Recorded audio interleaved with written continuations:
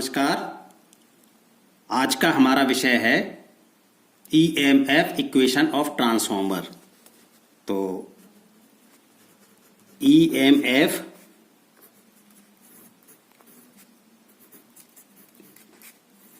Equation of transformer आज का विषय हमारा ये है। इसके बारे में हम आज चर्चा करेंगे। तो जैसे कि पहले हमने स्टडी की,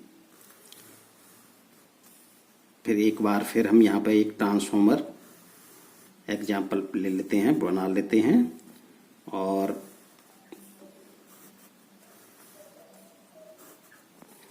ये प्राइमरी वाइंडिंग,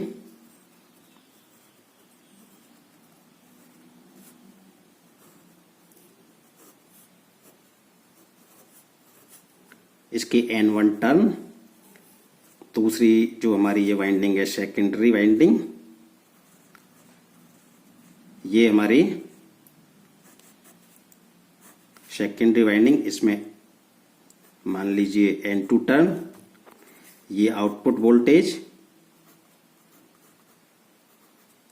V2, और यहाँ हमने जो अप्लाइड किया sine wave AC V1 voltage, ये I1 इसकी करंट, ये I2 इसमें करंट फ्लो करेगी। तो जैसा कि हमने देखा यहाँ हमारा जो 5 मैक्सिमम फ्लक्स ये हमारा इसमें जनरेट होगा। ऐसी साइन वेव हमने इसको फीड किया है। तो इसमें फैराडे के नियम से एक इंड्यूस्ड ईएमएफ भी हो जाएगा E1, और इसमें भी क्योंकि सेम फ्लक्स पर है तो इसमें भी ये E2 वोल्टेज इंड्यूस्ड हो जाएगा। तो इस प्रकार हम ट्रांसफॉर्मर की ईएमएफ फैराडे के इलेक्ट्रोमैग्नेटिक इंडक्शन के रूल के अनुसार इसमें फैराडे का नियम जो सेकंड नियम है, E is equal to N change in flux, change of flux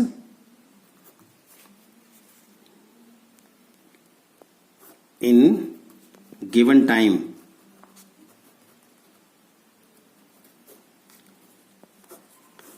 then given time, अर्थात जो हमारा n D phi upon dt, ये फैराडे का नियम है। इसके अनुसार तो हमने इसको AC साइन वेव फीड किया है। इसके लिए हम एक ये फ्लक्स जो हमारा चेंज हो रहा है AC करंट के कारण, ये पॉजिटिव डायरेक्शन में 5 मैक्सिमम, ये 5 मैक्सिमम हमारा 5 मैक्सिमम पॉजिटिव डायरेक्शन में, और ये 5 मैक्सिमम हमारा नेगेटिव डायरेक्शन में, ये हमारा नेगेटिव डायरेक्शन में है। और यहाँ हमारा ये जो टोटल फ्लक्स जो पीक टू पीक जो चेंज हो रहा है वो 2πm, ये हमारा सिनुसॉइडल वेव, क्योंकि सिनुसॉइडल वेव ऑफ फ्लक्स ये किसके कारण पे जनरेट हो रहा है, ये हमारा जो हमने इसको AC साइन वेव दी, इनपुट सप्लाई जो फीड की हमने AC की है। तो जैसा हमने AC हमारा वेरिएशन में रहेगा उसी प्रकार से ये फ्लक्स भी हमारा परिवर्तनशील रहेगा। तो एक साइकिल के लिए मैंने यहाँ पर ये बना लिया है।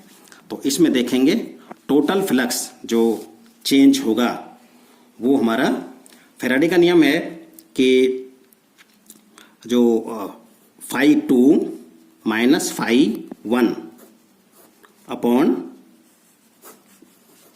dt, यानी कि n, और यहां लेते हैं हम ए, तो E equal to N D to φ2 minus φ1, अर्थात N D phi upon D T.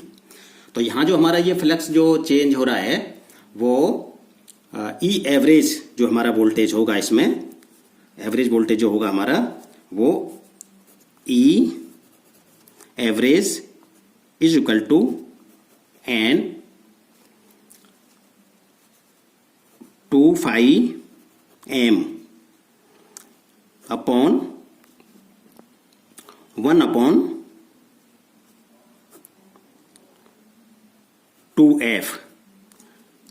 1 second समय, क्योंकि ये हमारा टोटल टाइम इंटरवल टाइम ये हमारा t1 और ये इंटरवल हमारा t2। तो यहां पर 1 सेकेंड जो हमारा 1 सेकेंड में जो फ्लक्स चेंज हो रहा है वो 2 मैक्सिमम जो फ्लक्स है हमारा, ये 2 मैक्सिमम क्यों होगा? क्योंकि यहाँ 5 माइनस 1 आपको लगेगा कि भाई ये एक साइड में तो जैसे प्लस पॉजिटिव डायरेक्शन में, एक नेगेटिव डायरेक्शन, तो ये कैसे आ जाता है? ये टोटल 5 फ्लक्स इस तरीके से होगा कि यहाँ पर 5 प्लस डायरेक्शन में हमारा ये, तो 5m माइनस जो पहले जो हमारा ये हो रहा है, और इसी तरीके से जैसे 5 मैक्सिमम, और ये जो होगा हमारा 5 माइनस 5m। तो ये फ्लक्स हमारा, तो ये टोटल जो है ना माइनस माइनस से होता है तो 2 इस तरीके से आता है ये। तो टोटल जो फ्लक्स चेंज है वो ये होगा इज इक्वल टू n 2, इसको हम सोल्व करेंगे तो ये हमारा 4 हो जाएगा, 4f 5m। ये हमारा एवरेज वोल्टेज होगा। ये इक्वेशन हमारी जैसे 1। अब इसी को आगे बढ़ाते हैं, तो ई एवरेज जो वोल्टेज है हमारा, इसको आरएमएस, क्योंकि इफेक्टिव वैल्यू जो होती है हमारी वो आरएमएस वैल्यू होती है। तो आरएमएस वैल्यू के लिए आरएमएस वैल्यू वोल्टेज की जो होगी हमारी वो होगी ई इज इक्वल टू 4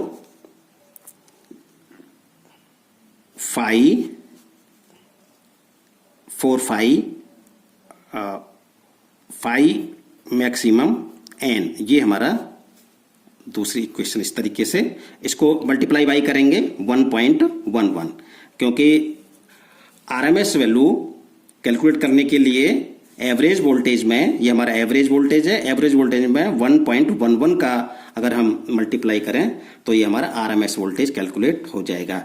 इस प्रकार ये 4.44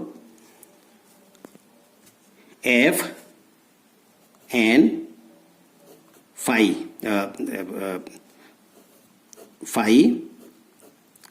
मैक्सिमम, ये हमारा तीसरी इक्वेशन आती है।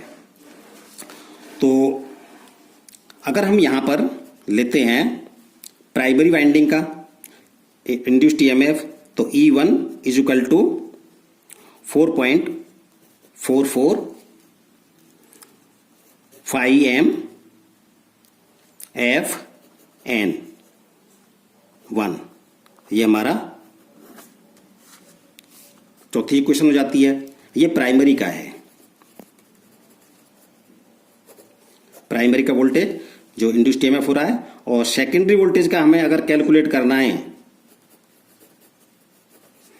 तो E2 is equal to 4.44 5m f n 2। ये हमारे 5 नंबर की इक्वेशन। 4-5 से अगर इसको हम सोल्व करें तो हमारा ये ट्रांसफॉर्मर रेशो निकल जाता है इसमें, क्योंकि ये सब इसके कट जाएंगे। इसमें इसको डिवाइड कर देते हैं, इसको डिवाइड करेंगे तो हमारा ये आ जाएगा E2 upon E1 is equal to N2 upon N1 is equal to transformation ratio, transformation ratio.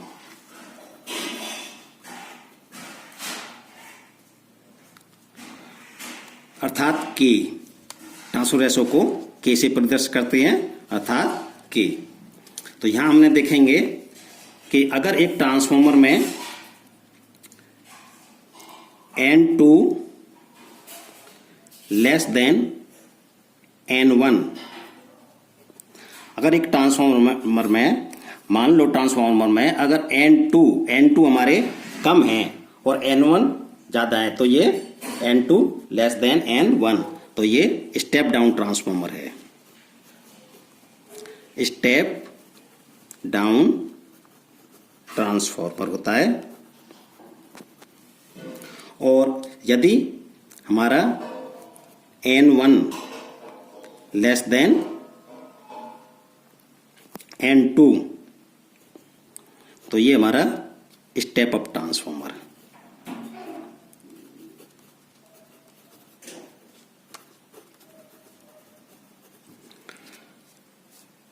अर्थात कि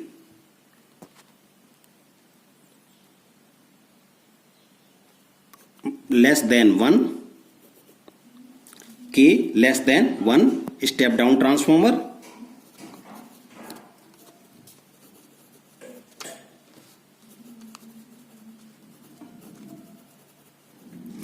और के more than 1 step up transformer.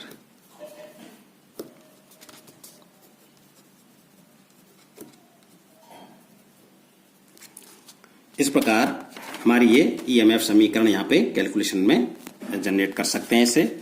और इसके बाद फिर हम यहाँ पे प्राइमरी जो पावर और आउटपुट, एक आइडियल ट्रांसफॉर्मर में पावर के लिए देते हैं, आउटपुट जो पावर है हमारी, output power in transformer.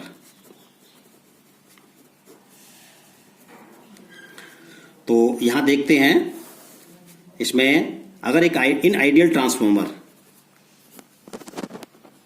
Ideal transformer एक आदर्श ट्रांसफॉर्मर है, तो इसमें P in power input is equal to power out, ये इक्वल हो जाएगी, क्योंकि इसमें कोई लॉसेस नहीं है। तो इस प्रकार हम देखते हैं प्राइमरी वाइंडिंग में जो पावर इनपुट जो हमें हमारी होगी वो V1 into I1 into cos phi, primary winding का पावर फैक्टर, ये प्राइमरी वाइंडिंग का पावर फैक्टर है।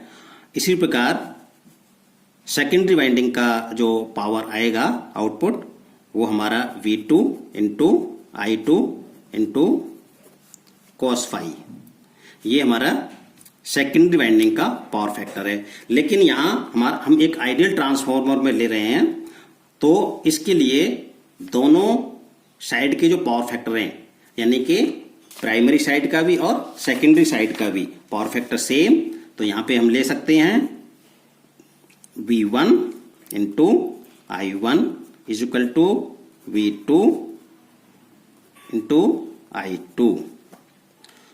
इस प्रकार हमने यहां पे देखा कि V2 upon V1 is equal to I1 upon I2 is equal to E2 upon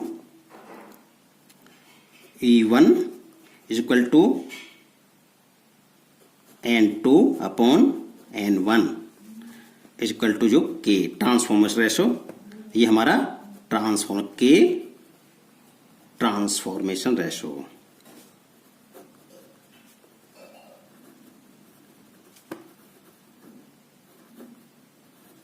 तो इस प्रकार हम ये कैलकुलेट कर सकते हैं।